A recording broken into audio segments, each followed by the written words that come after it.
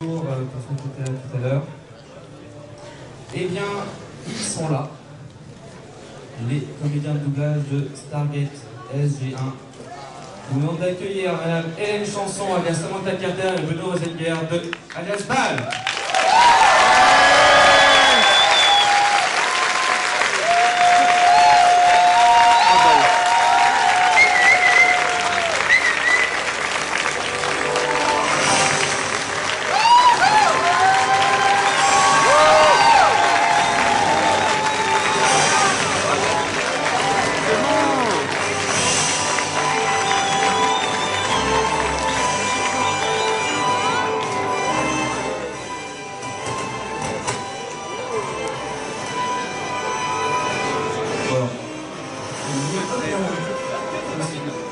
Alors les micros arrivent.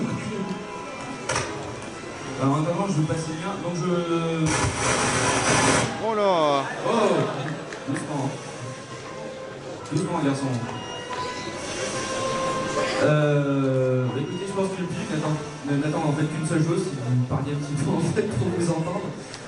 Donc si vous pouviez un peu vous présenter, et puis présenter un peu votre personnage. Bonjour et merci pour votre accueil. Alors déjà en préambule, je vais vous dire une chose, si on avait eu une armée comme ça sur Stargate SG1, il n'y aurait pas eu de série, puisque les Goa'uld, on leur aurait foutu une pâtée d'enfer dès le deuxième épisode.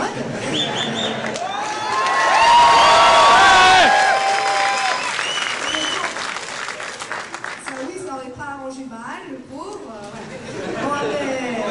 Voilà, bah, c'est super. Donc je suis effectivement Hélène Chanson. J'ai la grande chance d'avoir accompagné Samantha Carter, alias Samantha Taking, pendant plus de 10 ans. Puisqu'on a commencé le doublage de la série Stargate SG1 en 1997. On a doublé 44 épisodes dans la foulée. Et lorsqu'on a doublé ces 44 épisodes, moi qui avais déjà Internet, j'avais su par la voix de O'Neill qu'il tournait 44 épisodes et terminé, on rentrait à la maison parce que c'était comme ça. Et finalement, ça a duré 10 ans, il y a eu plus de 125 épisodes, enfin, vous devez le savoir mieux que moi. Et voilà. Donc ça a été une belle aventure et apparemment, voilà, une aventure qui a généré beaucoup de fans, quoi, et d'attention. Et je pense que c'était véritablement, dans le genre, une excellente série, donc bravo à vous. Voilà.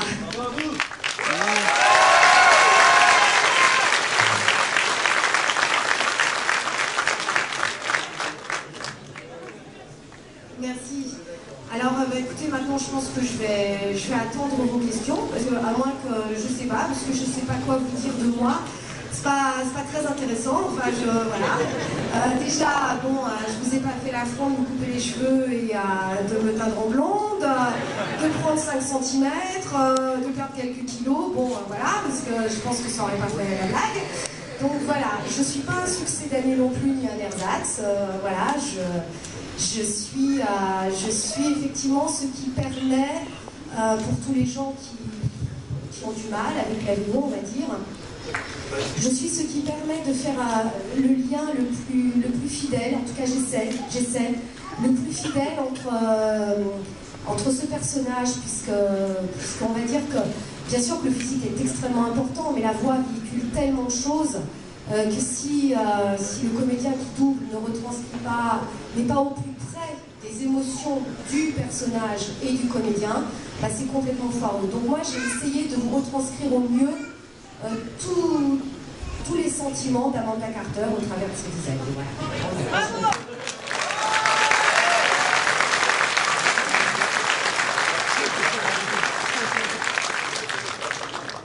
Donc maintenant, je sais pas, je vais passer la parole à Bruno et puis vous pourrez nous poser toutes les questions qui vous passeront par la tête. Salut les terriens. C'est vraiment une aventure extraordinaire, Stargate pour moi, parce que ce bal est un vrai coup de bol. J'aurais jamais cru aller si loin dans cette série, ni même être devant vous aujourd'hui. Et je savoure grave. Un coup de bol, pourquoi? Parce que, Ma vie c'est compliqué, donc je ne vais pas tout vous raconter, mais je suis revenu dans le métier de comédien un peu par hasard. Par hasard, mais grâce à quelqu'un que vous connaissez peut-être quand même. Il s'appelle pas William Corrin? Si, je crois qu'il s'appelle William. Il s'appelle William Corrin. Allez, je vais vous le dire, on était à l'école ensemble. Voilà. Double bac de chant.